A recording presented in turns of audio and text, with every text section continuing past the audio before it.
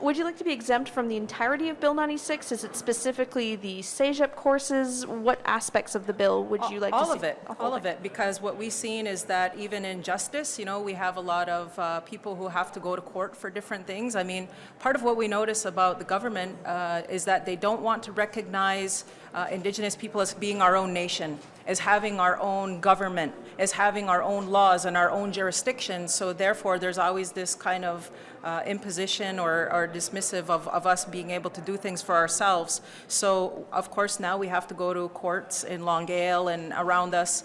And what we see in the bill, and I'll touch on multiple areas. So in justice, court proceedings will have to be done in the French language, and then if we need it to be translated, I mean, I'm standing here, I'm sure the rest of my colleagues, we can pick up bits and pieces, but we're not fluent in the French language. Our community, Kahnawake, has been English speaking as, the foreign language that has impacted our people and that we've become accustomed to using, but other First Nations are more prevalent at using the French language. It's just the way it is.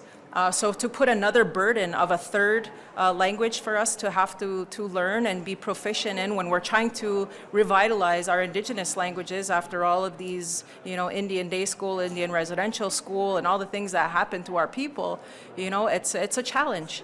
And then we're trying to build our economies. We have a location where business is very important to us, people coming to the community.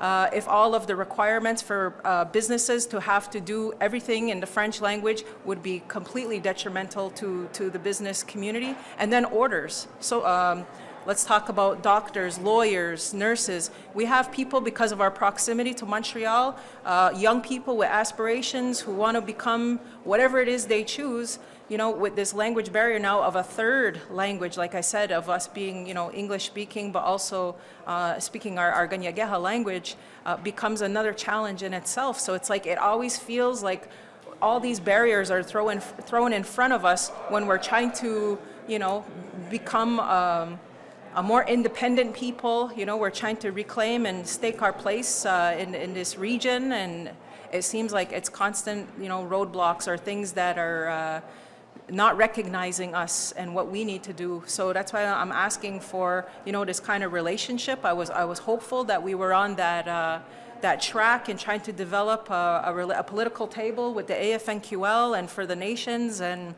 it seems to be falling on deaf ears. So we need more political will, and we need them to work collaboratively with our nations.